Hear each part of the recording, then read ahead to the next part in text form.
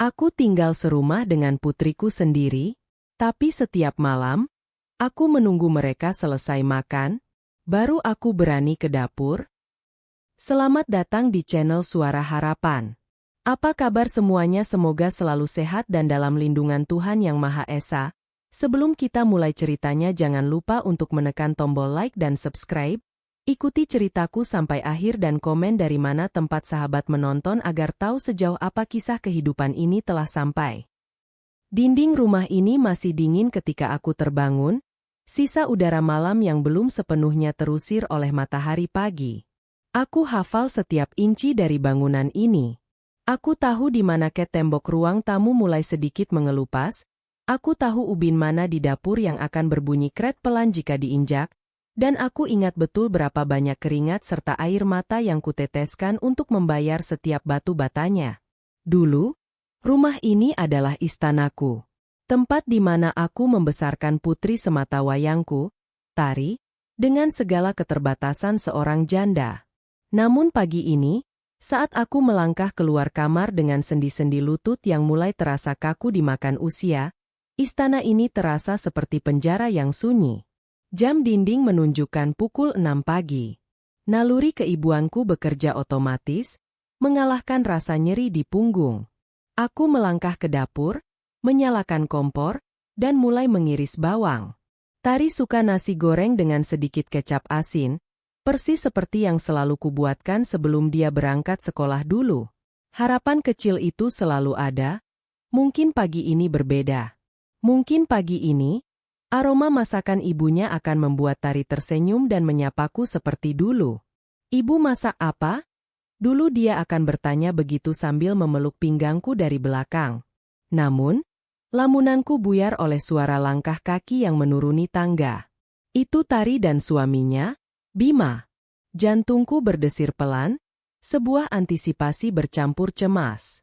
Aku segera menata piring di meja makan, menuangkan nasi goreng yang masih mengepul, dan menyiapkan teh hangat. Aku ingin terlihat berguna. Aku ingin terlihat ada. Tari muncul lebih dulu, mengenakan pakaian kantornya yang rapi. Dia terlihat cantik, tapi wajahnya datar saat matanya menyapu meja makan. Tidak ada senyum. Tidak ada sapaan, "Pagi, Bu." Dia hanya menarik kursi, duduk, dan langsung sibuk dengan ponselnya. Disusul Bima, menantuku. Dia berjalan melewatiku begitu saja seolah aku adalah perabot rumah tangga. Sebuah lemari tua atau vas bunga yang tak perlu disapa. "Kopi mana, Yang?" tanya Bima pada Tari, suaranya terdengar kesal. "Sebentar, Mas," jawab Tari tanpa menoleh padaku. Padahal aku berdiri tepat di samping rak gelas. Dengan tangan sedikit gemetar, aku berinisiatif mengambilkan cangkir. "Ibu buatkannya, Nak Bima?" tawarku pelan, berusaha terdengar selembut mungkin. Bima tidak menjawabku. Dia malah menatap Tari. "Nanti beli di jalan aja deh. Keburu macet." Tanganku terhenti di udara, memegang cangkir kosong yang terasa berat. Penolakan itu tidak kasar, tidak ada bentakan, tapi rasanya seperti tamparan yang sangat dingin. Aku meletakkan kembali cangkir itu perlahan, takut suaranya akan mengganggu keheningan yang mencekam di antara kami. Mereka mulai menyantap nasi goreng itu. Aku duduk di ujung meja, kursi yang biasanya diduduki oleh kepala keluarga. Namun kini, aku merasa kerdil. "Kurang garam nih," gumam Bima pelan, tapi cukup keras untuk kudengar. Tari hanya mengangguk, masih menatap layar ponselnya. "Nanti makan siang yang enak aja di luar, Mas." Dadaku sesak. Tidak ada yang bertanya apakah aku sudah makan. Tidak ada yang bertanya bagaimana tidurku semalam. Mereka berbicara satu sama lain, tertawa kecil membahas rencana akhir pekan, seolah-olah ada dinding kaca tebal yang memisahkan aku dari dunia mereka. Aku ada di sana, bernapas, menatap mereka, tapi bagi mereka, aku transparan. Aku mencoba menyuap nasi ke mulutku sendiri, tapi tenggorokanku tercekat. Rasa nasi goreng yang kubuat dengan penuh harap tadi kini terasa hambar, seolah bercampur dengan rasa asin air mata yang kutahan sekuat tenaga agar tidak jatuh ke piring. Aku mencoba meyakinkan diriku sendiri. Mungkin mereka lelah. Mungkin tekanan pekerjaan membuat mereka lupa tata krama. Mereka anak-anak baik, aku yang membesarkan Tari. Tidak mungkin dia sengaja menyakitiku. Tapi penyangkalan itu terasa semakin lemah setiap detiknya.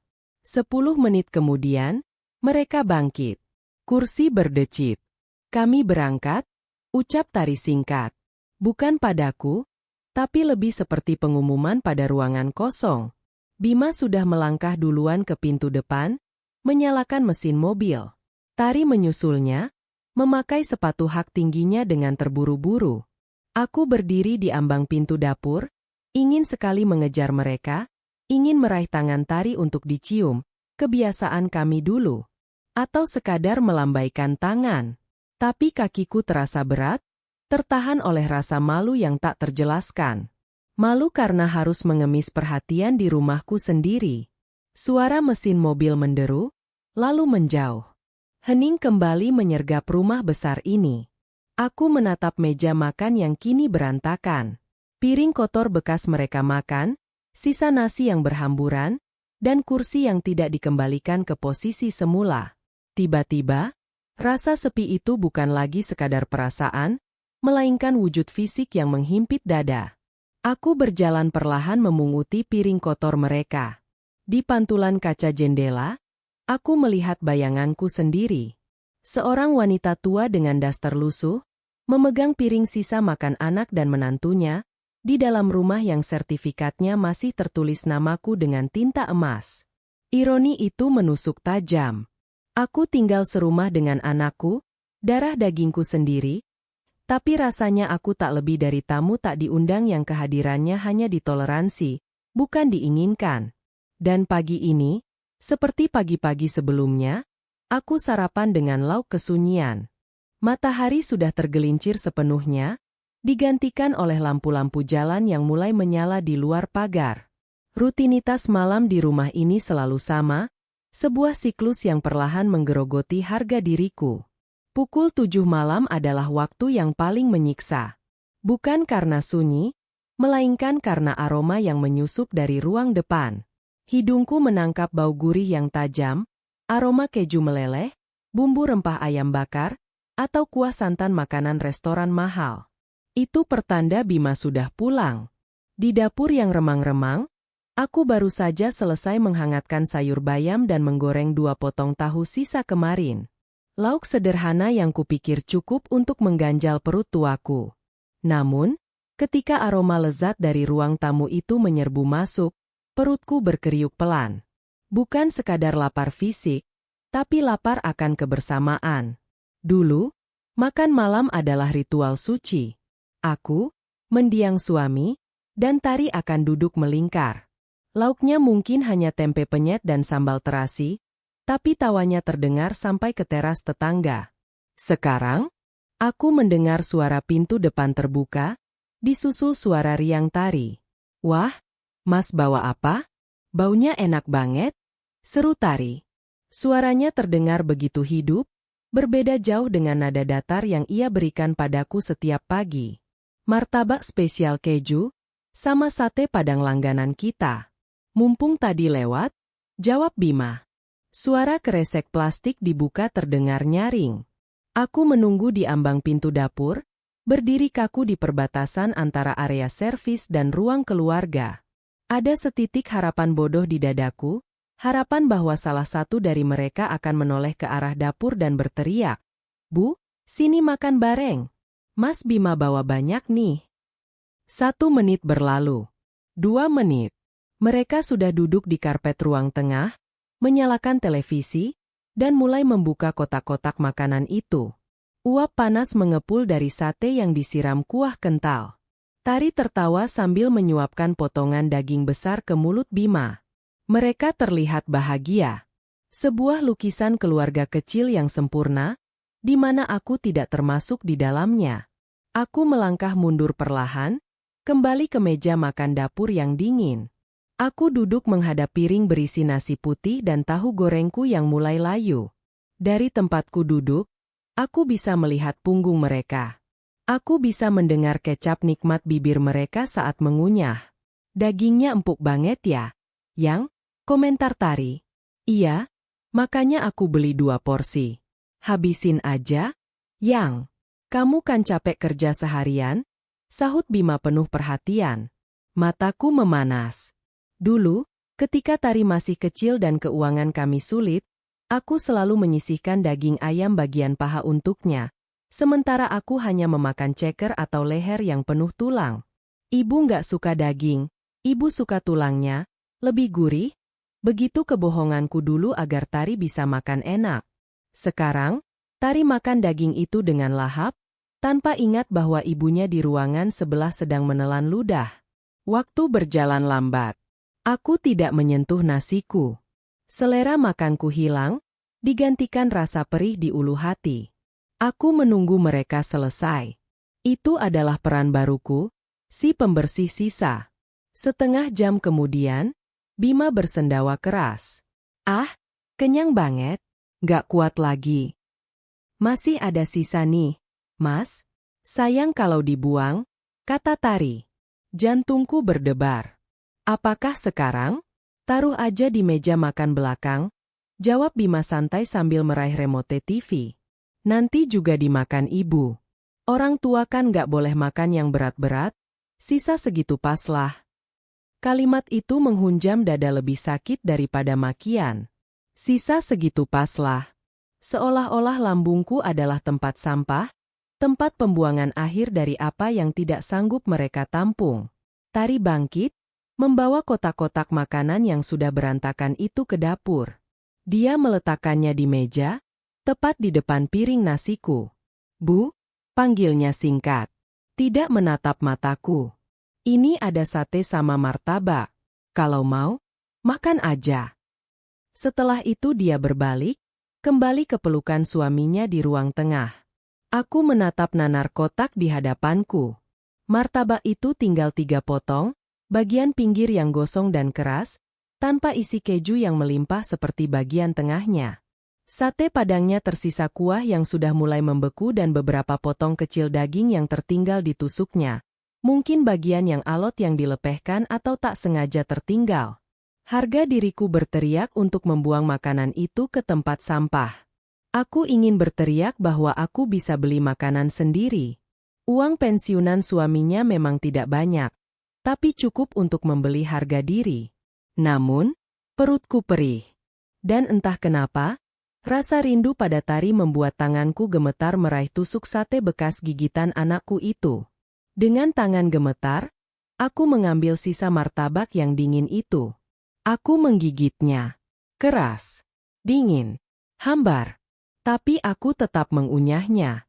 Air mataku menetes, jatuh tepat di atas piring, bercampur dengan kuah sate sisa. Rasanya asin. Tiba-tiba, langkah kaki Tari terdengar mendekat lagi. Dia mungkin ingin mengambil air minum di kulkas. Cepat-cepat aku menyeka air mata dengan punggung tangan. Aku menegakkan punggung, berusaha terlihat biasa saja. Saat Tari muncul di pintu dapur, dia melihatku sedang memegang potongan martabak itu. Dia berhenti sejenak. Ada kilatan aneh di matanya. Apakah itu rasa bersalah? Atau hanya rasa jijik melihat ibunya makan sisa?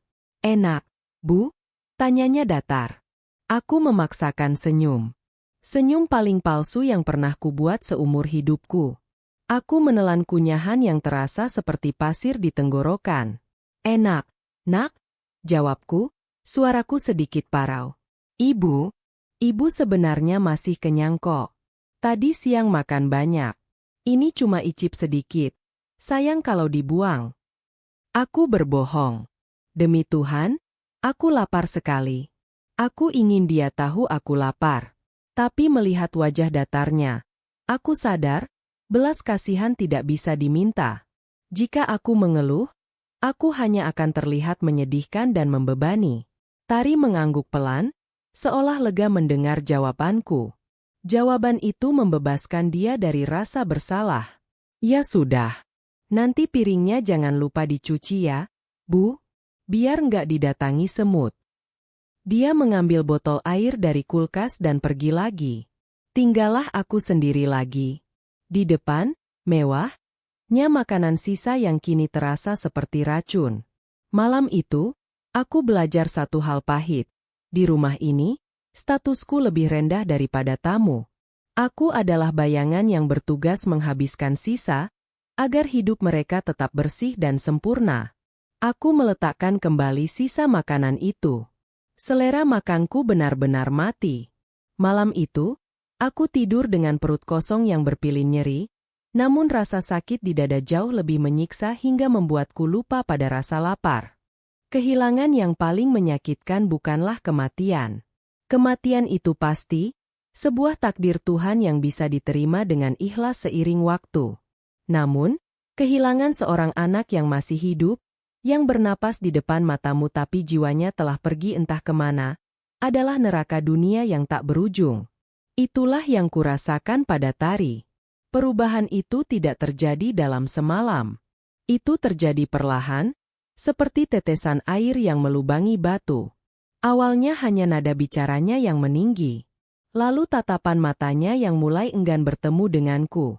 Dan kini, di minggu ketiga mereka tinggal bersamaku, aku menyadari sesuatu yang merobek jantungku. Tari tak lagi memanggilku dengan sebutan yang dulu selalu menjadi obat lelahku.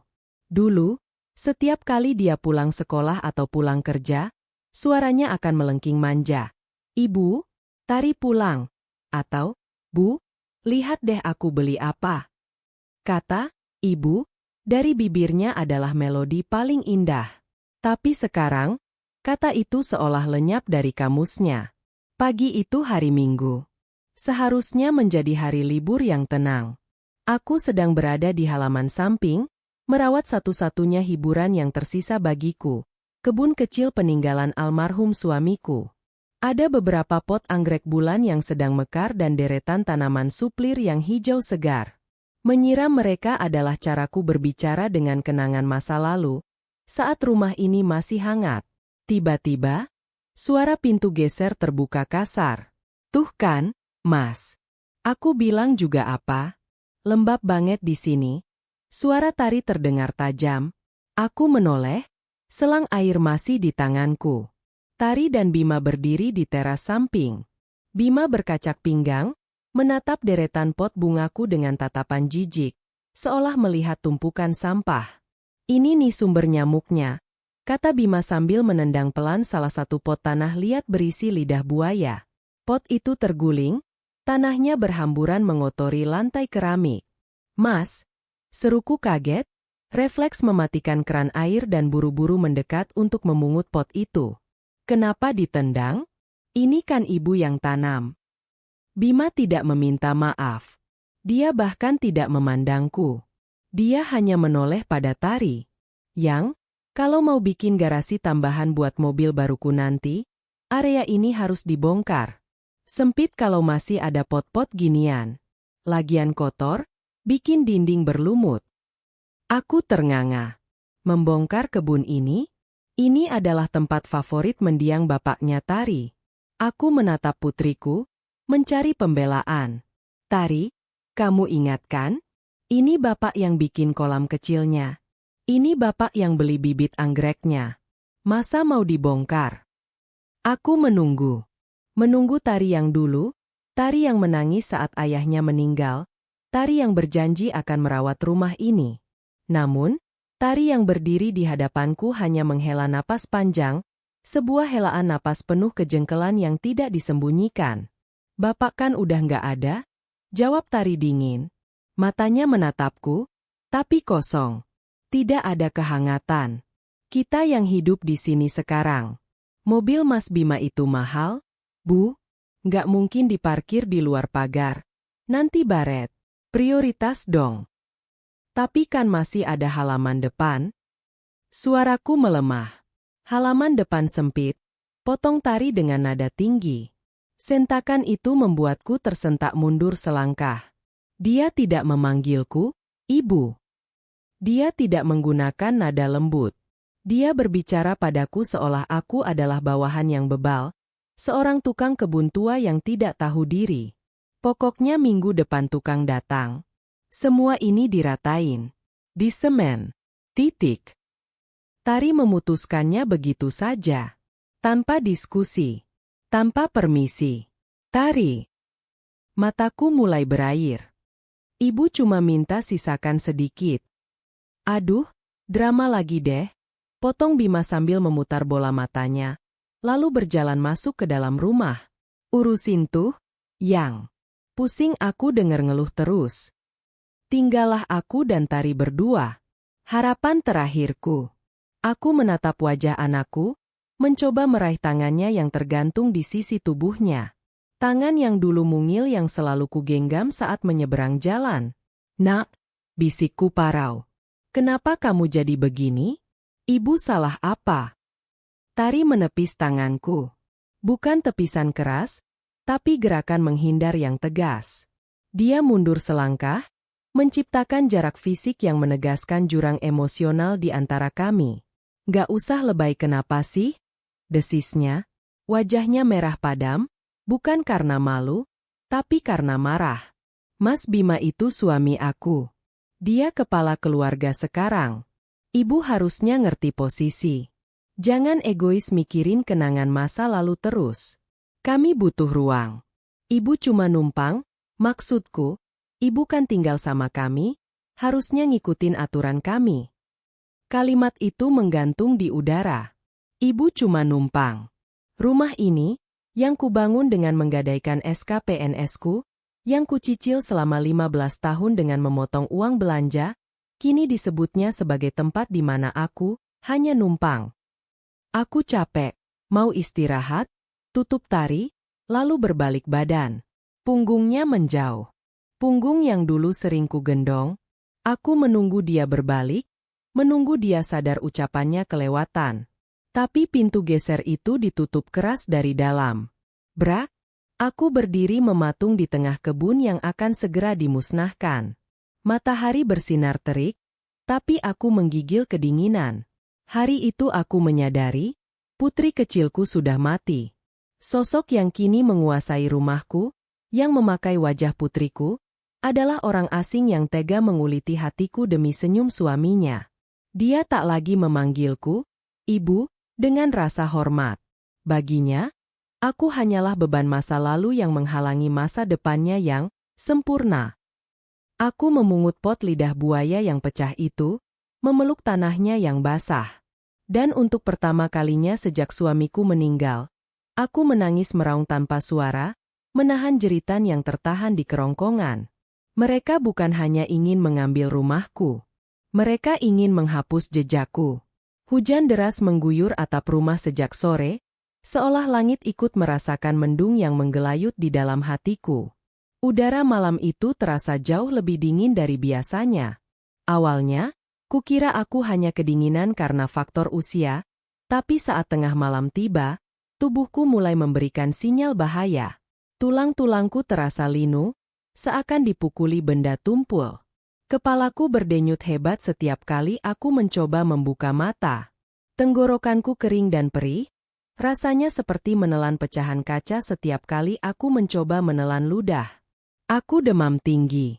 Aku mencoba bangun untuk mengambil air minum, tapi kakiku tak bertenaga. Dunia berputar hebat saat aku mencoba duduk.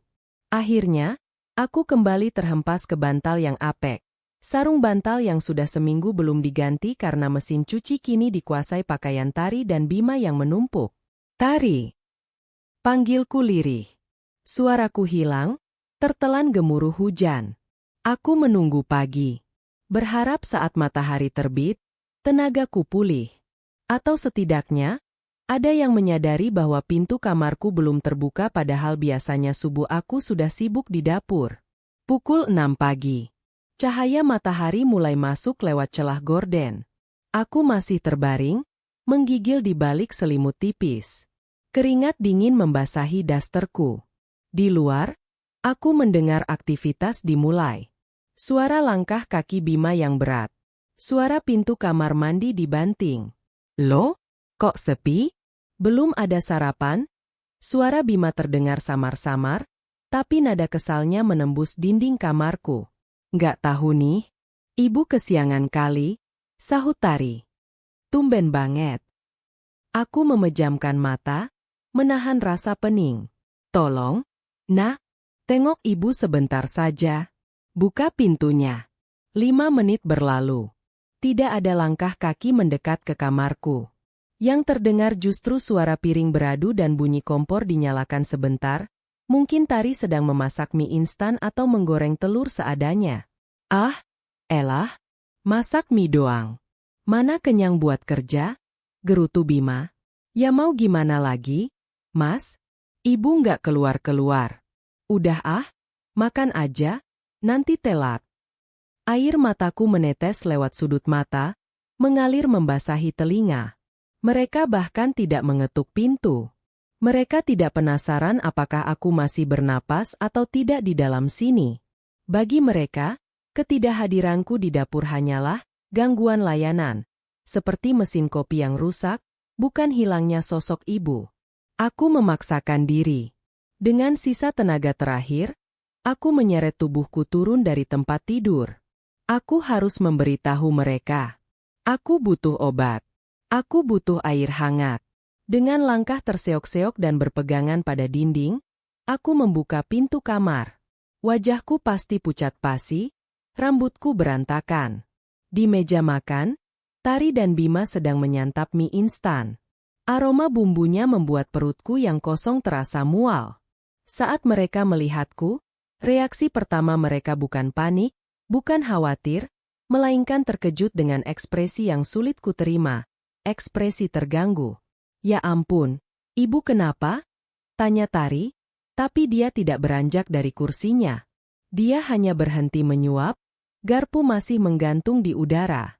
Ibu sakit, Nak, bisikku parau.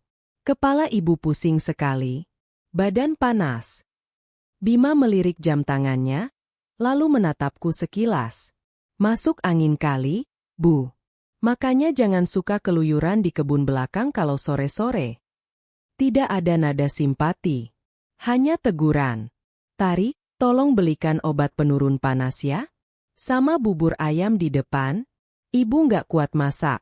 Pintaku, merendahkan harga diri demi kelangsungan hidupku sendiri. Tari menghela napas panjang.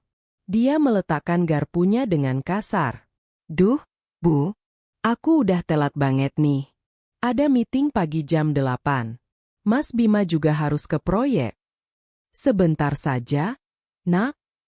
Nanti aku pesenin lewat ojek online aja deh obatnya. Potong Tari cepat, seolah ingin segera mengakhiri percakapan ini. Ibu balik tidur aja. Jangan dekat-dekat sini dulu. Nanti Mas Bima ketularan. Dia kan gak boleh sakit, kerjanya berat. Kalimat itu menghantamku lebih keras daripada demam ini. Jangan dekat-dekat, nanti Bima ketularan.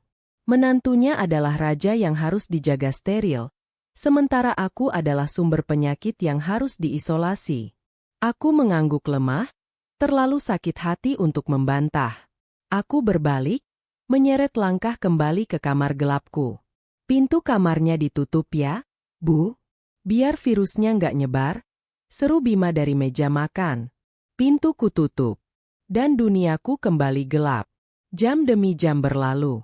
Matahari semakin tinggi, membuat kamar terasa pengap.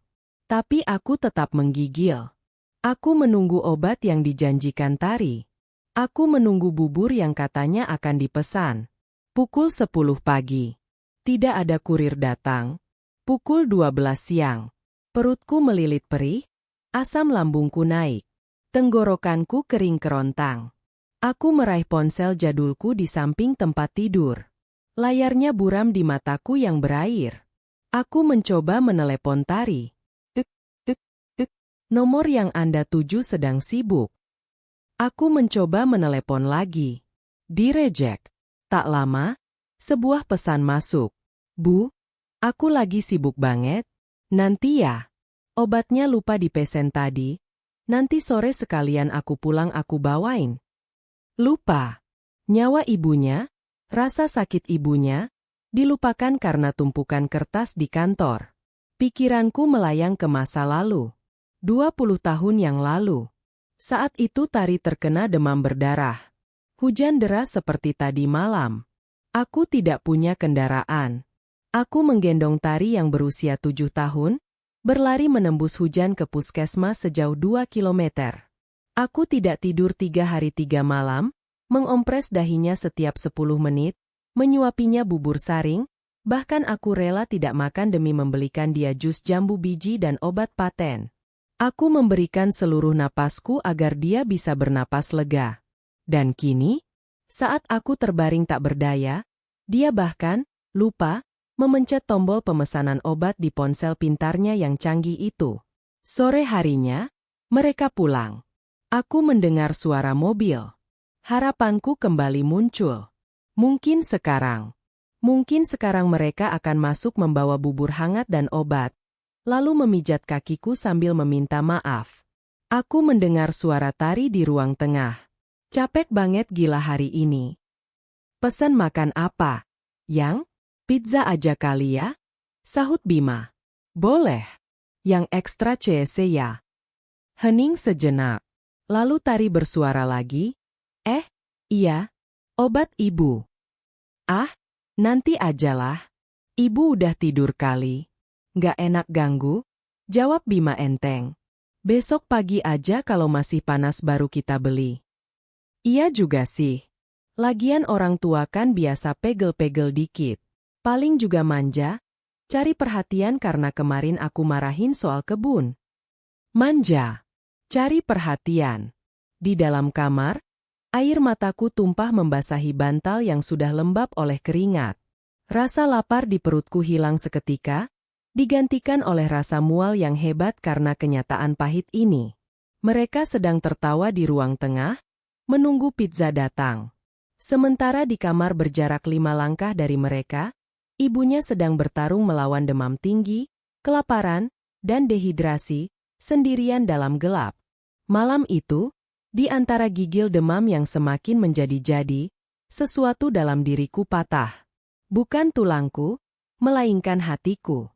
Rasa kasih sayang yang selama ini menjadi bensin bagiku untuk terus mengalah, perlahan mulai menguap.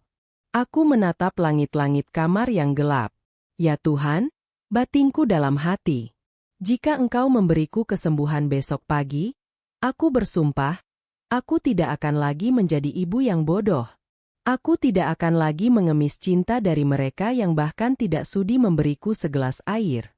Malam itu aku tidur bukan karena kantuk, tapi karena tubuhku akhirnya menyerah pingsan karena lelah menahan sakit. Dan tak ada satupun dari mereka yang tahu. 3 hari berlalu sejak demam tinggi itu menyerangku. 3 hari pula aku bertahan hidup hanya dengan sisa biskuit di toples kamar dan air keran yang kumasak sendiri saat mereka tidak ada di rumah. Alhamdulillah, Tuhan masih memberiku umur. Demamku perlahan turun, meski tubuhku terasa seringan kapas dan kepalaku masih sering berdenyut nyeri. Malam itu, jam dinding menunjukkan pukul 1 dini hari. Tenggorokanku terasa kering kerontang, seperti ada pasir yang menyumbat saluran napasku. Persediaan air di kamarku sudah habis. Aku tidak punya pilihan selain keluar menuju dapur. Rumah terasa sunyi, namun bukan sunyi yang damai. Ada ketegangan yang menggantung di udara. Aku berjalan tanpa alas kaki, langkahku pelan dan hati-hati. Bukan karena aku ingin mengendap-endap, tapi karena tubuhku masih terlalu lemah untuk melangkah tegap. Lantai keramik yang dingin menusuk telapak kakiku, mengirimkan sinyal beku ke seluruh tulang. Saat aku mendekati ruang tengah yang terhubung dengan ruang makan, langkahku terhenti. Ada cahaya remang-remang yang berasal dari lampu hias di sudut ruang tamu. Dan ada suara. Suara manusia berbisik-bisik. Jantungku berdegup kencang. Apakah ada maling? Tapi tidak. Suara itu familiar. Itu suara Bima. Dan suara Tari. Kenapa mereka belum tidur jam segini? Naluri pertamaku adalah memanggil mereka, mungkin meminta segelas air. Tapi entah bisikan malaikat mana yang menahanku, kakiku terpaku di balik tembok pemisah ruangan. Ada nada bicara Bima yang serius, berbeda dari nada santai atau ketusnya yang biasa. Nada ini penuh siasat. Jadi notarisnya bilang gimana? Mas, Tanya Tari. Suaranya terdengar cemas, tapi juga penuh harap. Aku menahan napas. Notaris? Untuk apa mereka ke notaris? Aman? Yang. Pak Darman itu teman lama papaku. Dia bisa atur semuanya? Jawab Bima. Terdengar bunyi kertas di balik. Draftnya udah jadi. Intinya ini surat kuasa mutlak dan hibah. Kalau ibu tanda tangan ini, otomatis sertifikat rumah ini bisa langsung kita proses balik nama ke kamu, terus ke aku. Duniaku seakan berhenti berputar. Tanganku refleks menutup mulut, menahan pekikan yang nyaris lolos. Balik nama? Tapi Mas. Tari terdengar ragu. Ibu bakal curiga nggak? Maksudku, ibu kan nggak bego-bego banget. Dulu dia PNS loh. Makanya, kita jangan bilang ini surat hibah tanah. Potong Bima cepat, nadanya terdengar licik dan meremehkan. Kita bilang aja ini berkas pembaruan data PBB, pajak bumi dan bangunan, atau asuransi kesehatan lansia. Ibu kan matanya udah rabun, nggak bakal baca detail pasal-pasalnya. Kamu tinggal suruh dia tanda tangan di bagian yang kita lipat. Air mataku menetes tanpa bisa kutahan. Tubuhku gemetar hebat, bukan karena demam, tapi karena hantaman kenyataan yang lebih menyakitkan dari tusukan pisau. Menantuku merencanakan penipuan terhadapku. Dan putriku putri kandungku. Terus kalau udah balik nama, rumah ini mau langsung dijual? Tanya Tari lagi. Iya dong, sayang. Pasar properti lagi bagus. Rumah tua ini tanahnya luas, lokasinya strategis. Kalau dijual, kita bisa dapat minimal 3-4 miliar. Coba bayangin, kita bisa beli rumah klaster baru yang modern di BSD, beli mobil baru buat kamu, terus sisanya buat modal usaha kafe aku. Kita nggak perlu lagi tinggal di rumah bau apek ini. Tapi ibu gimana? Pertanyaan Tari membuatku menajamkan telinga. Masih adakah sisa hati nurani di dada anakku? Hening sejenak. Aku mendengar bunyi korek api dinyalakan. Bima merokok. Itu bagian gampangnya, jawab Bima santai, diikuti hembusan asap. Aku udah survei tempat di pinggiran kota. Ada panti jompo yang lumayan. Nggak mewah sih, tapi cukuplah. Ada perawatnya, ada teman-teman sebayanya. Daripada dia di sini, cuma jadi beban. Yang, kamu lihat sendiri kan kemarin pas dia sakit? Nyusahin. Bau minyak angin, batuk-batuk, bikin kita nggak bebas. Beban. Nyusahin. Bikin nggak bebas. Setiap kata itu menghunjam jantungku, mencabik-cabik sisa kasih sayang yang kumiliki untuk mereka. Tapi Mas, apa nggak kejam? Tari mencoba menyanggah, tapi suaranya lemah. Kejam mana sama kita yang masa depannya ketahan gara-gara ngurusin orang tua rewel? Sergah Bima tajam. Pikirin masa depan kita, Tari. Kamu mau hidup gini terus? Nungguin warisan yang gak cair-cair? Ibu itu sehat banget fisiknya. Umurnya masih panjang. Kalau nunggu dia, lewat keburu tua kita. Tari terdiam lama. Aku berdoa dalam hati, Tari, tolong bela ibu. Tolong bilang tidak. Tolong usir suamimu yang jahat itu. Ya udah. Suara Tari akhirnya terdengar, pelan tapi tegas. Tapi pastiin panti jomponya bersih ya, Mas.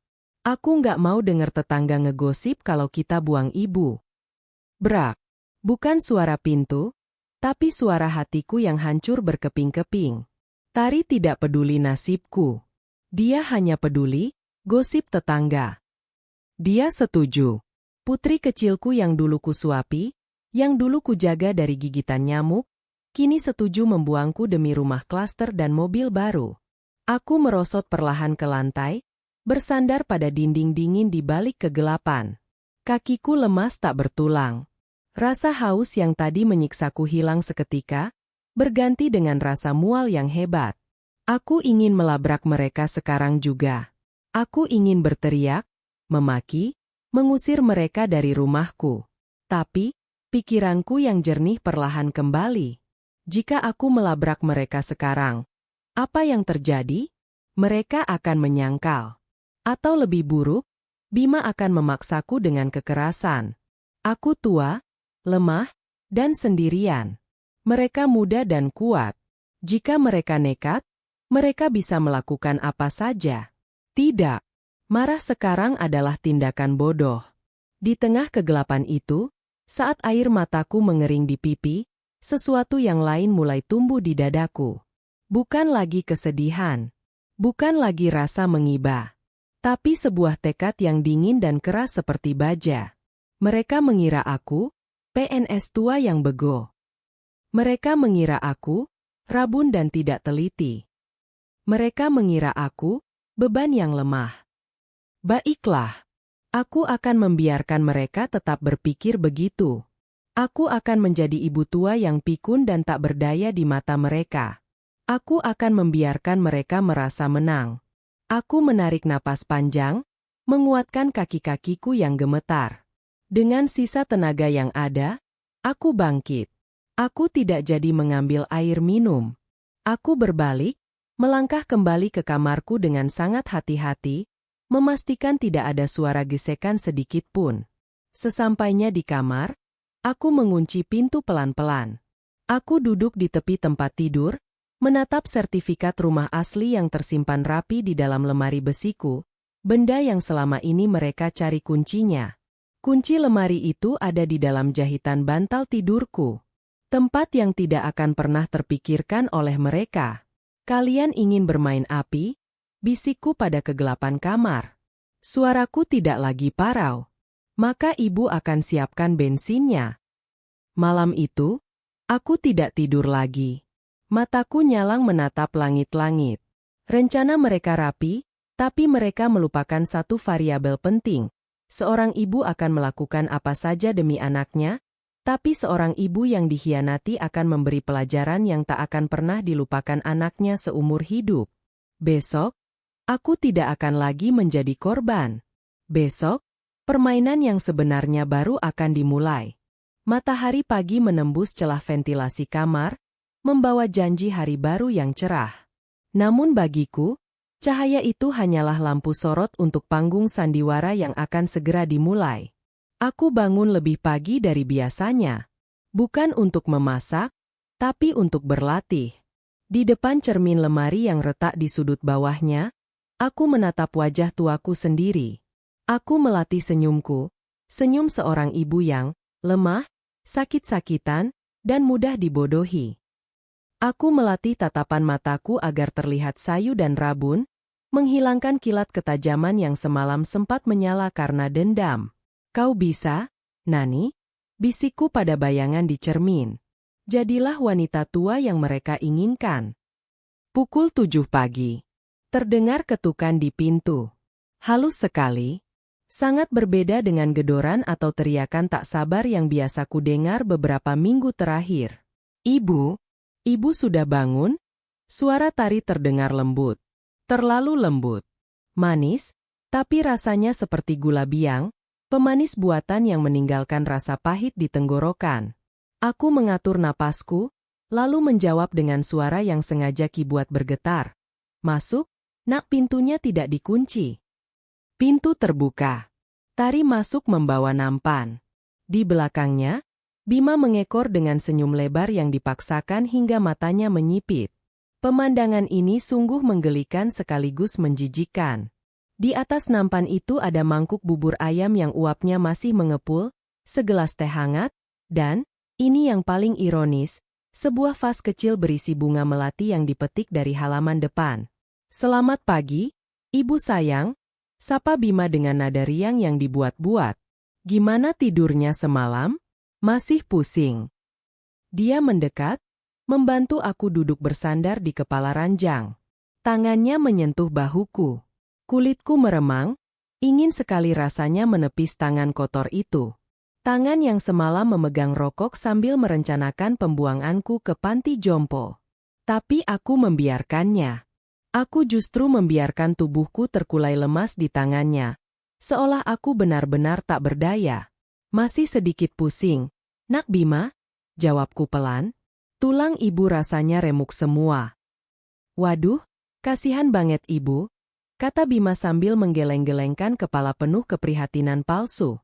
Makanya hari ini ibu istirahat total aja ya. Nggak usah mikirin masak, nggak usah mikirin bersih-bersih. Biar kami yang urus. Tari meletakkan nampan di pangkuanku. Dia duduk di tepi kasur. Wajahnya tampak lelah, mungkin kurang tidur karena diskusi jahat mereka semalam. Tapi dia berusaha tersenyum. Makan dulu ya, Bu. Ini aku belikan bubur ayam spesial yang paling mahal di depan komplek. Banyak atinya, biar darah ibu naik lagi, kata Tari sambil mengaduk bubur itu. Aku menatap bubur itu. Dulu, aku akan merasa sangat tersentuh diperlakukan seperti ratu begini. Tapi sekarang, aku tahu harga dari bubur ini. Bubur ini adalah uang muka untuk membeli rumahku seharga miliaran. Terima kasih, Nak. Ucapku. Aku menyuap sesendok. Rasanya hambar di lidahku yang sudah terlanjur pahit oleh kenyataan. Kalian kok baik sekali hari ini? Tumben. Pertanyaan itu membuat Tari tersentak sedikit. Dia melirik Bima dengan gugup. Loh, kok ibu ngomong gitu? Bima tertawa renyah, tapi matanya waspada. Kita kan emang sayang sama ibu. Kemarin-kemarin itu kita cuma lagi stres kerjaan aja, Bu. Maafin ya kalau sempat nyuekin ibu. Iya, Bu. Tambah Tari cepat. Kami sadar. Ibu segalanya buat kami. Segalanya? Batinku sinis. Segalanya yang harus disingkirkan. Aku menghabiskan setengah mangkuk bubur itu dengan susah payah, hanya agar mereka senang. Setelah aku meletakkan sendok, Bima berdeham. Kode itu, saatnya tiba. Dia merogoh tas kerjanya yang diletakkan di lantai.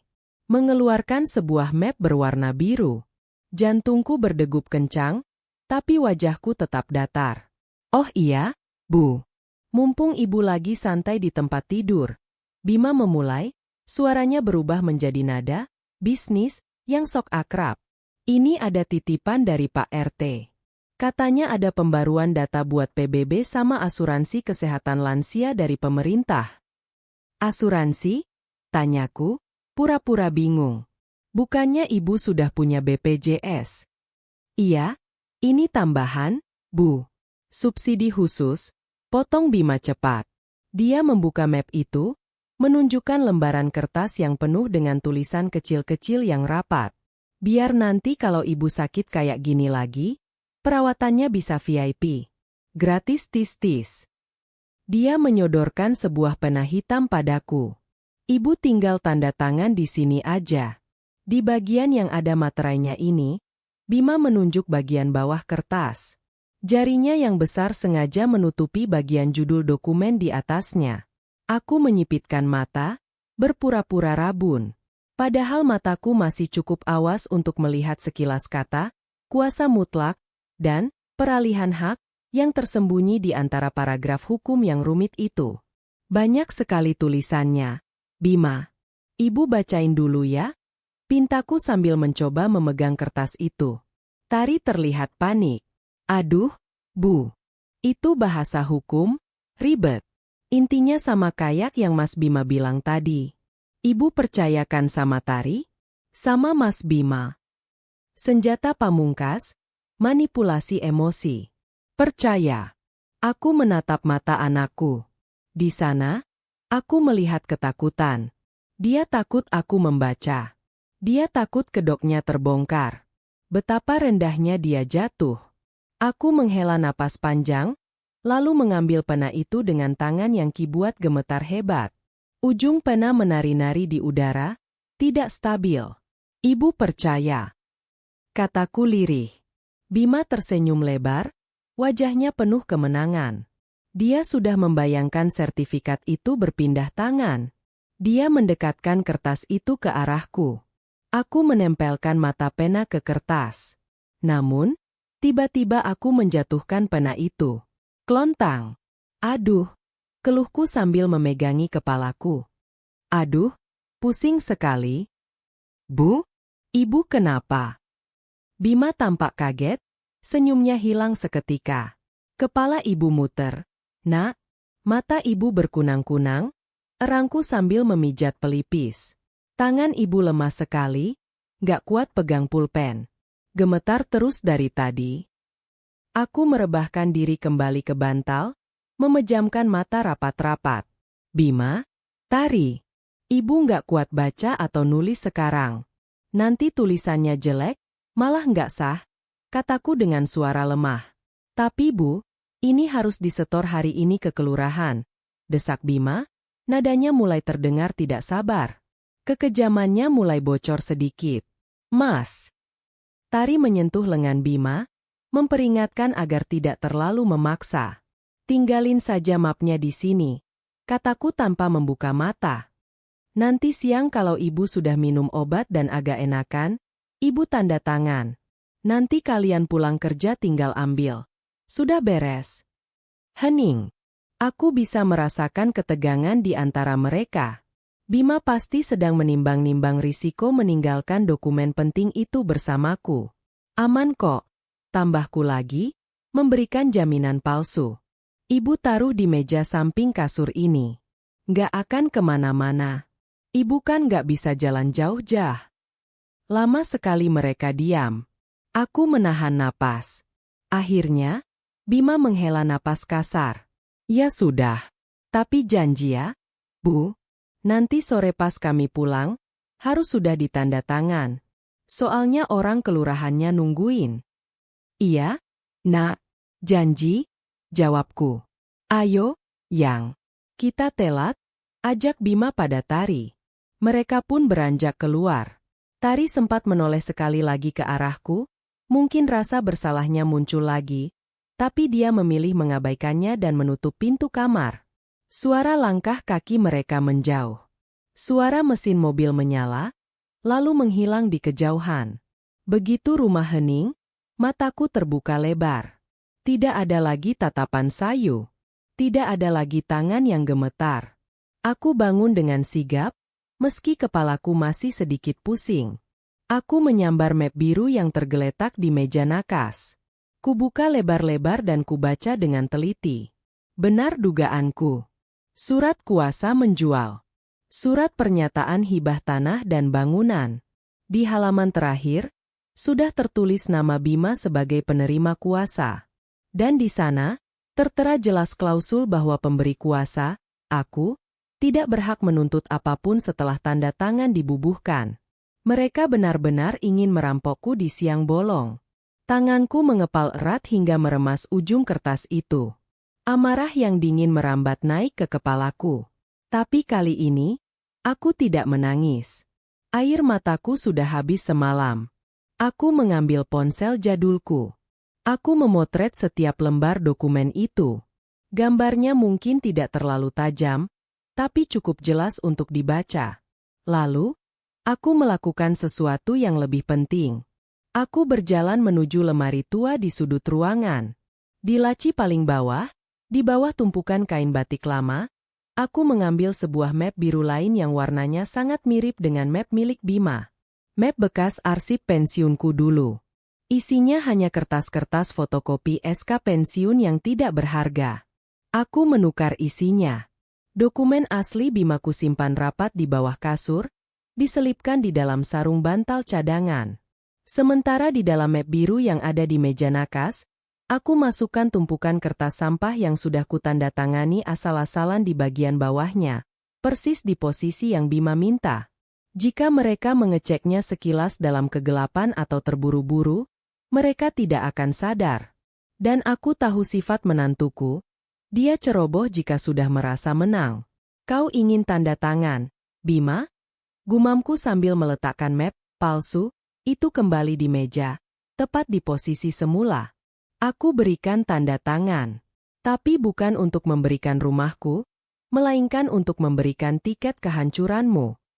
Sekarang, aku butuh bantuan. Aku teringat satu nama. Pak Lukman, mantan anak buah suamiku yang kini bekerja di kantor pengacara. Aku mulai menekan tombol telepon. Perang sudah dimulai. Dan di rumah ini, akulah jenderalnya.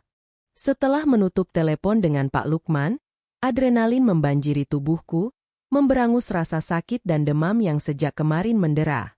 Tubuh manusia memang ajaib. Saat terdesak, rasa sakit bisa hilang seketika, digantikan oleh mode bertahan hidup yang purba. Jam dinding menunjukkan pukul 9 pagi. Tari dan Bima tidak akan pulang sebelum pukul 6 sore. Aku punya waktu 9 jam. 9 jam untuk mengubah nasibku dari seorang korban menjadi pemain utama. Aku segera masuk ke kamar mandi. Bukan untuk sekadar membasuh muka, tapi untuk meluruhkan topeng, wanita tua bau minyak angin, yang selama ini mereka sematkan padaku. Aku mandi dengan air dingin agar pikiranku tajam.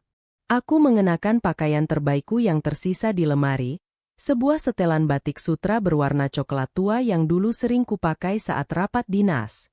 Baju ini sudah lama tak tersentuh, tapi masih pas di badan, memberikan aura wibawa yang selama ini terkubur daster lusuh. Aku mematut diri di cermin. Rambut putihku kugelung rapi. Sedikit bedak dan lipstik tipis menyamarkan pucat di wajahku. Kau bukan sampah, Nani? Ucapku tegas pada pantulan di cermin. Kau adalah pemilik rumah ini. Dengan membawa tas berisi dokumen asli sertifikat rumah, buku tabungan, dan foto bukti surat kuasa palsu yang dibuat Bima, aku melangkah keluar. Sebelum pergi, aku memastikan map biru berisi sampah kertas yang sudah kutandatangani asal-asalan itu tergeletak manis di meja nakas, persis seperti yang kujanjikan pada Bima. Umpan sudah terpasang. Aku memesan taksi daring. Beruntung, meski ponselku jadul, aku masih ingat cara menggunakannya karena Tari pernah mengajarkannya dulu, saat dia masih menjadi anak yang berbakti. Tujuan pertamaku, kantor notaris bantuan hukum Pak Lukman. Pak Lukman adalah mantan bawahan suamiku, seorang pria setia yang kini sudah memiliki firma hukum sendiri. Saat aku tiba di kantornya yang berpendingin udara sejuk, dia menyambutku dengan kaget. Bu Nani? Masya Allah, ibu terlihat berbeda. Sapanya, matanya memindai penampilanku yang rapi namun menyiratkan urgensi. Suara ibu di telepon tadi terdengar sangat gawat. Aku tidak berbasa-basi. Aku duduk di hadapannya dan langsung meletakkan map yang kubawa. Lukman, aku butuh bantuanmu. Bukan sebagai teman, tapi sebagai pengacara, kataku tegas.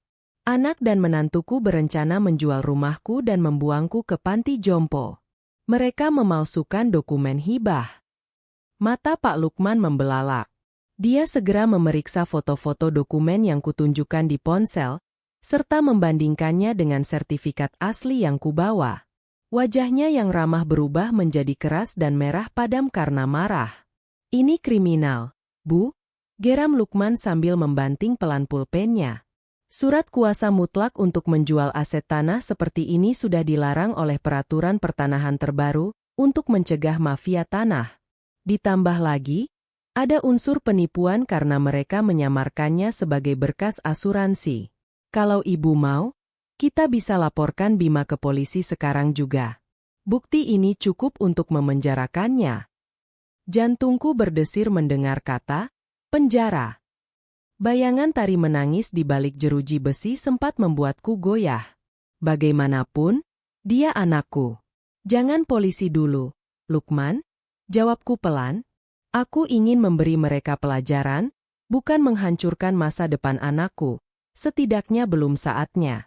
Aku ingin mereka merasakan jatuh dari ketinggian saat mereka merasa sudah terbang paling tinggi. Lalu apa rencana ibu? Blokir semuanya? Perintahku. Buatkan surat pemblokiran sertifikat ke BPN, Badan Pertanahan Nasional, hari ini juga. Pastikan sertifikat rumah atas namaku tidak bisa diproses balik nama oleh siapapun, meskipun mereka membawa surat kuasa yang terlihat asli. Kunci status tanah itu sebagai sengketa internal atau apapun istilah hukumnya. Lukman mengangguk cepat, mencatat instruksiku. Bisa, Bu. Saya akan buatkan surat blokir, sita marital atau blokir internal, siang ini juga. Begitu masuk sistem BPN, notaris manapun yang disewa Bima tidak akan bisa memproses akta jual beli. Bagus. Satu lagi, tambahku. Urusan bank. Setelah dari kantor Lukman, aku menuju bank tempat aku menyimpan dana pensiun dan tabungan hari tua. Selama ini, aku membuat kesalahan fatal. Aku membuat rekening joint account, rekening bersama, dengan Tari agar dia mudah membantuku mengambil uang jika aku sakit. Dan lebih bodohnya lagi, aku memberikan kartu ATM utamanya pada Tari. Di customer service, aku meminta cetak koran transaksi 3 bulan terakhir. Saat lembaran kertas itu keluar, tanganku gemetar bukan karena sakit, tapi karena amarah. Di sana, tertera deretan transaksi yang membuat mataku perih. Restoran mewah 1.500.000 rupiah, toko elektronik, cicilan iPhone 15, 2.300.000 rupiah, hotel bintang 5, Staycation, 3 juta rupiah. Mereka menggunakan uang pensiunku, uang yang kukumpulkan dari keringat berpuluh tahun mengabdi pada negara, untuk gaya hidup hedonis mereka. Sementara aku di rumah diberi makan sisa sate dan martabak gosong. Bu, rekening ini saldonya tinggal 5 juta rupiah, kata petugas bank dengan nada prihatin melihat ekspresiku. Dulu, isinya hampir 100 juta. Tutup rekening ini, Mbak, kataku dingin. Maksud ibu? Ditutup permanen. Ya. Pindahkan sisa saldonya ke rekening baru atas nama saya sendiri. Jangan ada kartu ATM. Cukup buku tabungan yang hanya bisa ditarik dengan tanda tangan basah saya dan KTP asli. Baik, Bu. Tapi kartu ATM lama yang dipegang anak ibu akan otomatis mati. Ya. Itu yang saya harapkan. Jawabku tajam. Keluar dari bank, matahari sudah condong ke barat. Aku merasa lelah luar biasa. Kakiku yang belum pulih benar mulai berdenyut nyeri lagi. Tapi hatiku terasa ringan. Plong. Aku memegang buku tabungan baru di tas tangan.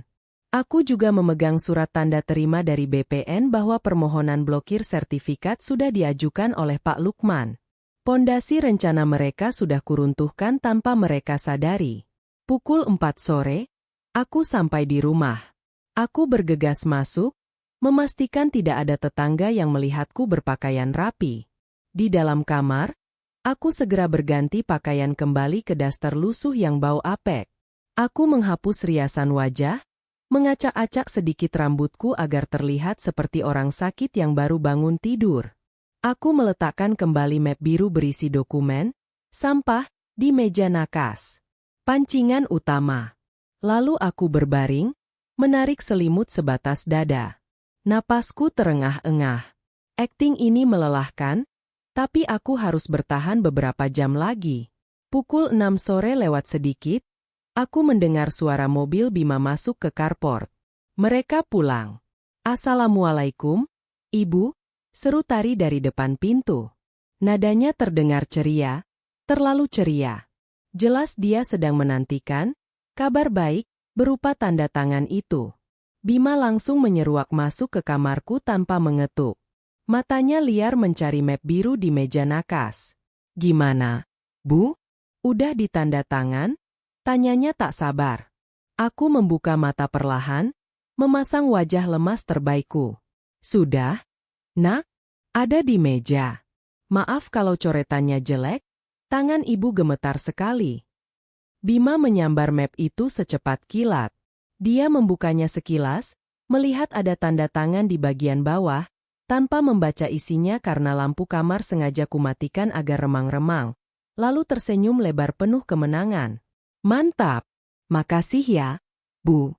Ibu emang paling pengertian, kata Bima sambil mencium pipiku sekilas, ciuman Yudas. Ya udah ibu istirahat lagi ya. Kita mau pesan makan enak nih buat ngerayain. Maksudnya buat makan malam. Mereka keluar kamar sambil tertawa-tawa kecil. Aku mendengar mereka berbisik di ruang tamu. Gila, gampang banget ternyata, bisik Bima. Besok langsung aku bawa ke notaris Pak Darman. Terus ATM ibu gimana? Mas, mau dipakai belanja bulanan nggak? Tanya Tari. Gas lah. Sekalian top up saldo e-wallet aku. Lagi kosong nih. Aku tersenyum dalam kegelapan kamar. Silakan, Bima. Silakan, Tari. Pergilah ke notaris itu. Pergilah ke mesin ATM itu. Besok adalah hari di mana dunia kalian akan runtuh. Dan aku akan duduk di barisan paling depan untuk menontonnya. Pagi itu, rumah terasa sangat lengang setelah Bima dan Tari berangkat kerja. Namun, berbeda dengan hari-hari sebelumnya di mana keheningan membawa kesedihan, hari ini keheningan itu terasa seperti kemenangan. Aku tidak lagi berbaring di kamar gelap yang pengap. Pukul 10 pagi, aku membuka semua jendela rumah lebar-lebar. Membiarkan matahari masuk mengusir bau apek dan sisa-sisa energi negatif mereka. Aku menyeduh teh melati, kali ini dengan gula batu kesukaanku, bukan teh tawar sisa kemarin. Aku duduk di sofa ruang tamu utama, mengenakan kebaya katun favoritku yang dipadukan dengan kain batik sogan.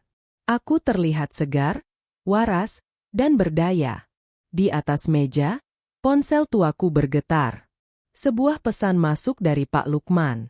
Bu, notaris atas nama Bima baru saja mencoba mengakses data pertanahan sertifikat Ibu di sistem BPN. Sudah terblokir. Sistem menolak otomatis dengan status, sengketa internal blokir pemilik. Umpan dimakan. Aku tersenyum tipis. Satu domino telah jatuh. Sekarang, aku hanya perlu menunggu domino kedua. Pukul 12 siang. Waktunya makan siang. Biasanya, di jam segini, ponselku akan sepi. Tapi hari ini, ponselku berdering nyaring. Nama, Tari, berkedip di layar.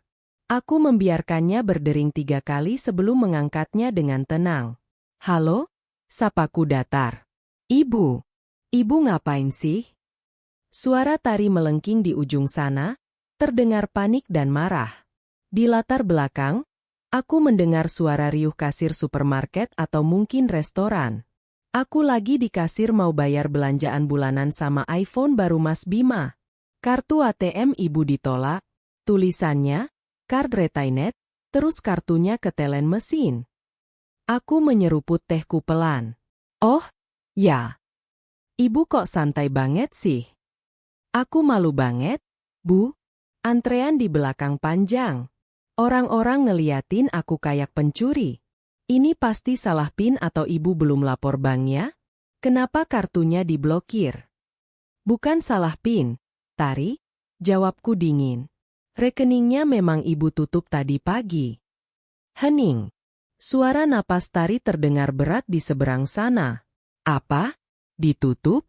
Maksud ibu apa? Terus uangnya? Uangnya sudah ibu pindahkan ke rekening pribadi ibu yang baru. Rekening yang tidak ada kartu ATM-nya. Rekening yang tidak bisa diakses oleh anak yang lebih mementingkan iPhone suami daripada obat ibunya. Ibu? Ibu ngelindur ya? Ibu sakit kan? Mas Bima bilang. Bilang pada suamimu. Potongku tajam, dompetku sudah tertutup rapat. Mulai hari ini, belajarlah hidup dengan gajimu sendiri. Aku mematikan telepon. Rasanya luar biasa. Jantungku berdebar bukan karena takut, tapi karena adrenalin kebebasan. Namun, itu baru permulaan. Badai sesungguhnya datang 2 jam kemudian. Pukul 2 siang, sebuah mobil berhenti mendadak di depan pagar rumah. Suara remnya berdecit kasar, menandakan pengemudinya sedang dikuasai amarah. Pintu mobil dibanting keras. Bima menyerbu masuk ke dalam rumah, diikuti Tari yang wajahnya merah padam, campuran antara malu dan marah. Mereka terkejut melihatku duduk tegak di sofa ruang tamu, bukan terbaring lemah di kamar. Apa-apaan ini, Bu? Teriak Bima. Dia melemparkan map biru, map yang semalam dia ambil dari kamarku, ke atas meja kopi. Map itu terbuka, isinya berhamburan keluar. Kertas-kertas bekas, brosur supermarket, dan fotokopi resep masakan lama. Bukan sertifikat, bukan surat kuasa. Pak Darman mengusirku. Wajah Bima merah padam sampai ke telinga. Urat lehernya menonjol. Aku kayak orang gila di sana. Pas dibuka di depan staf notaris, Isinya sampah. Ibu sengaja ya? Ibu mau mempermainkan aku. Tari maju selangkah, menunjuk wajahku. Bu, ibu keterlaluan. Mas Bima malu banget tadi. Dan soal ATM itu, ibu sadar nggak sih ibu bikin anak sendiri malu di depan umum? Kembalikan uangnya sekarang. Itu kan uang bapak juga. Aku menatap mereka berdua. Dulu, tatapan mata mereka bisa membuatku menciut. Tapi sekarang, mereka terlihat seperti anak kecil tantrum yang mainannya diambil. Perlahan, aku berdiri. Tanpa gemetar. Tanpa pegangan. Diam, kataku. Suaraku tidak keras, tapi nadanya begitu rendah dan penuh wibawa hingga membuat Bima dan Tari terdiam seketika. Kalian bertanya apa-apaan ini? Aku melangkah mendekati meja, mengambil salah satu kertas sampah yang dilempar Bima. Ini adalah balasan setimpal untuk anak dan menantu durhaka. Maksud ibu apa? Ibu jangan ngaco. Ibu kan sakit. Sanggah Bima, mencoba mengintimidasi lagi. Sakitku sudah sembuh sejak malam itu. Bima, potongku, mataku menatap tajam ke manik matanya. Sejak malam di mana aku haus dan keluar kamar, lalu mendengar kalian berdua merokok di ruang ini. Wajah Tari memucat seketika. Mulutnya terbuka sedikit, tapi tidak ada suara yang keluar. Dia ingat malam itu. Tentang menjual rumah ini seharga 4 miliar. Lanjutku, menekankan setiap kata. Tentang rumah klaster di BSD. Tentang mobil baru. Dan tentu saja, tentang rencana kalian membuangku ke panti jompo karena aku dianggap beban dan bau minyak angin. Suasana ruang tamu mencekam. Bima mundur selangkah, arogansinya retak. Rahasia busuk mereka terbongkar telanjang di hadapanku. Ibu salah dengar. Tari mencoba menyangkal, suaranya bergetar. Itu cuma bercandaan Mas Bima. Bercanda. Aku tertawa getir. Memalsukan dokumen hibah dengan kedok asuransi itu bercanda. Tari? Membawa map ke notaris pagi-pagi buta itu bercanda. Aku mengambil ponselku, memutar rekaman suara percakapan mereka yang sempat kurekam sedikit malam itu. Bukti yang kutambahkan selain foto dokumen. Suara Bima terdengar jelas. Ibu itu sehat banget fisiknya. Kalau nunggu dia lewat, keburu tua kita. Wajah Bima berubah dari merah menjadi pucat pasi. Dia tahu dia tertangkap basah. Dengar baik-baik, kataku tegas. Sertifikat rumah ini sudah kublokir di BPN pagi ini.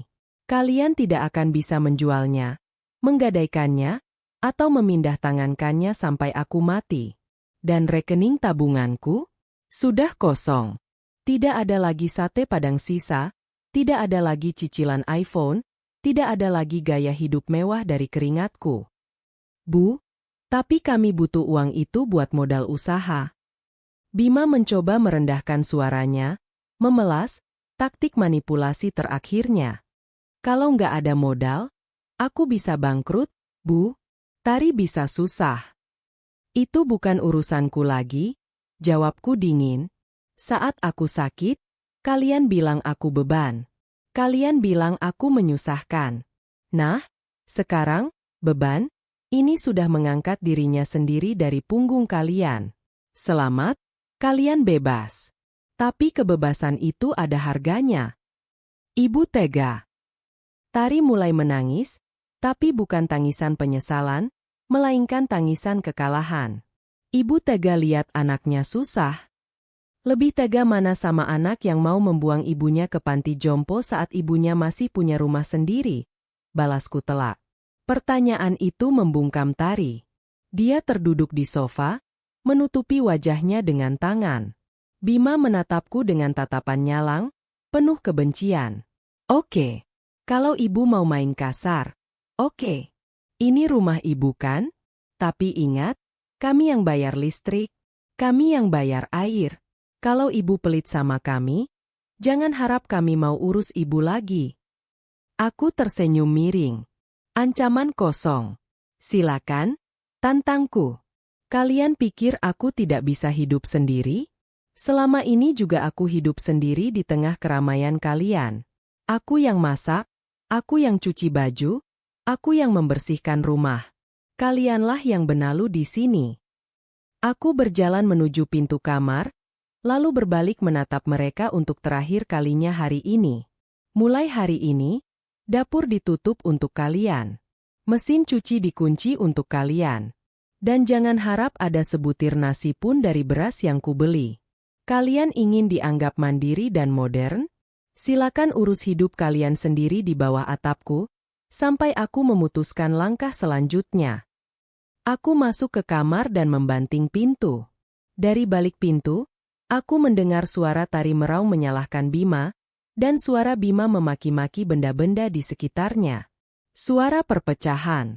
Suara kehancuran. Mereka kehilangan akses uang. Mereka kehilangan aset masa depan. Dan yang terpenting, mereka kehilangan satu-satunya orang yang tulus mencintai mereka di dunia ini. Aku duduk di tepi kasur, memeluk lututku. Tubuhku gemetar, kali ini karena pelepasan emosi yang luar biasa. Tapi di sudut bibirku, ada senyum kepuasan. Pelajaran pertama sudah dimulai. Dan rasanya pahit, tapi melegakan.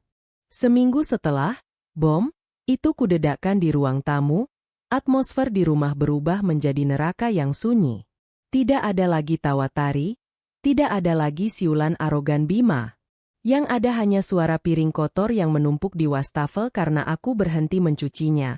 Dan gunungan pakaian kotor yang mulai bau apek karena aku berhenti menyentuh mesin cuci. Mereka mencoba bertahan dengan ego mereka. Bima memesan makanan lewat aplikasi, kali ini yang murah meriah, bukan lagi pizza atau sate mahal, menggunakan sisa uang di dompet digitalnya yang menipis. Tari pulang kerja dengan wajah kusut, matanya bengkak, mungkin menangis di kantor karena tekanan ganda. Pekerjaan yang menumpuk dan rumah yang tak lagi terasa seperti rumah. Aku sibuk sendiri. Setiap pagi, aku bangun, berpakaian rapi, dan pergi keluar rumah. Aku tidak memberitahu mereka kemana aku pergi. Mereka menatapku dengan curiga, bercampur takut. Mungkin mereka takut aku ke pengacara lagi. Mungkin mereka takut aku ke polisi. Ketakutan itu bagus. Itu membuat mereka tetap terjaga di malam hari, seperti aku dulu. Hari ini adalah hari Sabtu. Puncaknya. Pukul 9 pagi, sebuah truk box berwarna kuning berhenti di depan pagar. 3 orang pria berseragam turun dan masuk ke halaman. Tari dan Bima, yang sedang sarapan mie instan di ruang tengah yang berantakan, terlonjak kaget. "Siapa tuh, Bu?" tanya Bima panik. "Ibu manggil tukang rongsok." Aku keluar dari kamar, menyeret sebuah koper besar berwarna merah marun. Koper yang dulu kubeli untuk pergi haji bersama almarhum suami, koper yang penuh kenangan dan doa. "Bukan tukang rongsok," jawabku tenang sambil mengunci pintu kamar. "Itu jasa pindahan." "Pindahan?" Tari berdiri, mie instannya tumpah sedikit ke meja. "Siapa yang pindah?" "Ibu," jawabku singkat. Aku memberi isyarat pada petugas pindahan untuk masuk dan mengangkut kardus-kardus yang sudah kusiapkan di teras sejak subuh. Kardus-kardus itu berisi barang-barang pribadiku. Foto-foto lama, baju-baju, koleksi piring antik, dan tentu saja, sertifikat rumah asli yang kini kusimpan di tas tangan. "Tunggu, tunggu." Bima menghadang salah satu petugas. "Jangan angkut dulu. Ini ada apa sih?" Dia berbalik menatapku, wajahnya pucat. "Ibu mau kemana? Ibu mau ninggalin rumah ini? Ibu mau kabur?" tuduh Tari, suaranya bergetar. Aku menatap mereka berdua, lalu duduk di kursi ruang tamu untuk terakhir kalinya. Aku mengeluarkan sebuah amplop coklat dari tas. "Duduk," perintahku. Mereka duduk, patuh seperti anak kecil yang tertangkap basah mencuri permen. Rumah ini, aku memulai, mataku menyapu sekeliling ruangan yang dindingnya mulai kusam. Sudah terlalu besar untuk ibu urus sendirian. Dan sudah terlalu penuh dengan energi negatif yang membuat ibu sesak napas. Aku meletakkan amplop itu di meja. Ibu sudah mendaftarkan rumah ini ke agen properti terpercaya.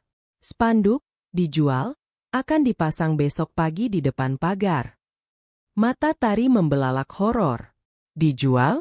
Puh, ini kan rumah masa kecil aku. Ibu nggak bisa jual gitu aja. Bisa? Jawabku tegas. Sertifikatnya atas nama ibu. Hak mutlak ibu. Uang hasil penjualannya nanti akan ibu gunakan untuk membeli sebuah villa kecil di daerah pegunungan di Lembang, yang udaranya sejuk dan jauh dari polusi. Sisanya, untuk deposit hari tua ibu, supaya ibu bisa menyewa perawat profesional jika ibu sakit nanti, bukan mengemis pada anak yang sibuk meeting. Terus kami gimana? Seru Bima. Nada suaranya naik 1 oktav karena panik. Kami tinggal di mana kalau rumah ini dijual? Kami belum punya DP rumah, Bu. Kontrakan mahal. Itu bukan masalah ibu lagi, Bima. Jawabku datar. Kalian punya gaji. Kalian punya 2 mobil. 1 lunas, 1 kredit.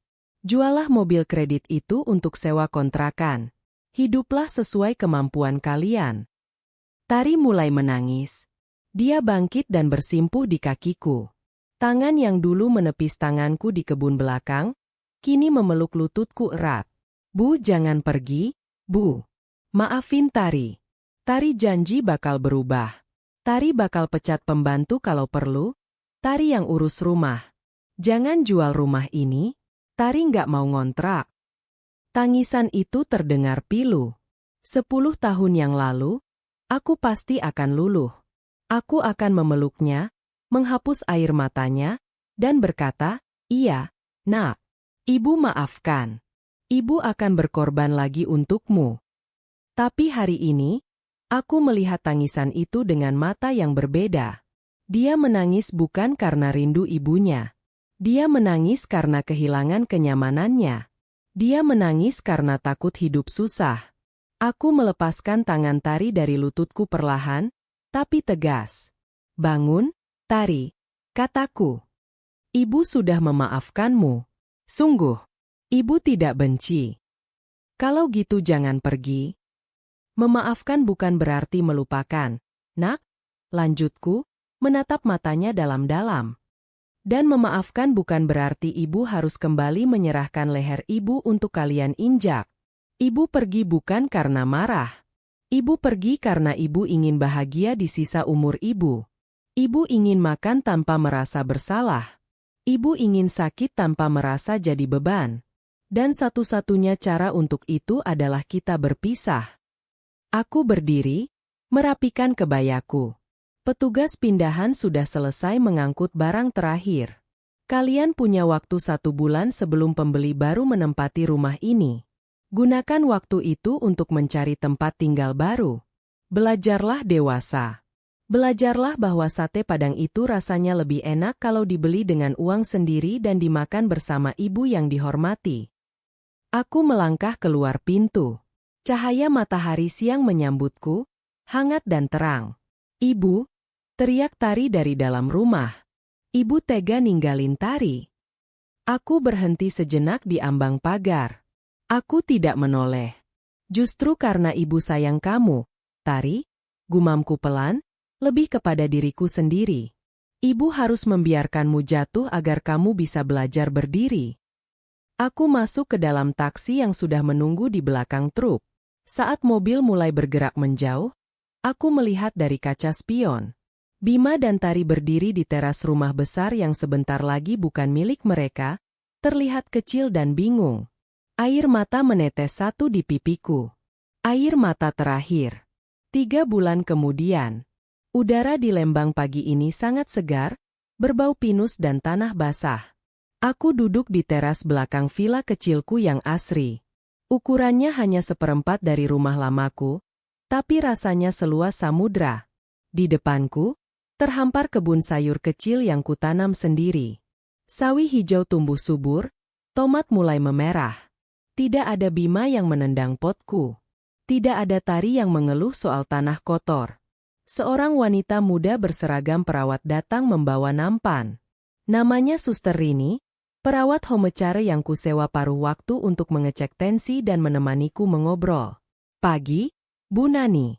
Wah, tomatnya panen nih, sapa Rini ramah. Iya, Sus. Nanti buat sambal ya. Oh ya, sarapan apa kita? Bubur Manado, Bu. Masih panas. Saya suapin atau sendiri? Sendiri dong, saya kan kuat, kekehku. Aku menyuap bubur itu. Rasanya nikmat luar biasa. Bukan karena mahal, tapi karena dimakan dengan hati yang tenang. Ponselku bergetar di meja. Sebuah pesan masuk dari Tari. Bu, kami udah pindah ke kontrakan petak 3. Sempit banget, panas. Mas Bima jual mobilnya buat bayar utang kartu kredit. Aku mulai masak sendiri sekarang, Bu. Ternyata susah ya masak nasi goreng yang enak kayak punya ibu. Aku kangen masakan ibu. Aku tersenyum tipis membaca pesan itu. Tidak ada permintaan uang. Tidak ada nada arogansi. Hanya pengakuan jujur dan sedikit penyesalan. Aku tidak membalasnya dengan kalimat panjang. Aku hanya mengetik singkat, belajarlah pelan-pelan. Resepnya ada di hati, bukan di bumbu. Jaga kesehatanmu. Aku meletakkan ponsel. Aku menyesap teh hangatku sambil memandang kabut yang turun dari bukit. Dulu, aku berpikir tugasku sebagai ibu adalah memberikan segalanya sampai aku kering kerontang. Sekarang aku mengerti, tugas terakhir seorang ibu adalah mengajarkan anaknya bahwa air susu itu ada batasnya, dan mereka harus mencari air kehidupan mereka sendiri. Aku sendirian di sini. Tapi demi Tuhan, aku tidak pernah merasa sehidup ini. Aku menarik napas panjang, mengisi paru-paruku dengan kebebasan. Namaku Nani. Dan hari ini, aku bukan lagi ibu yang numpang. Aku adalah ratu di istana kecilku sendiri. Tamat.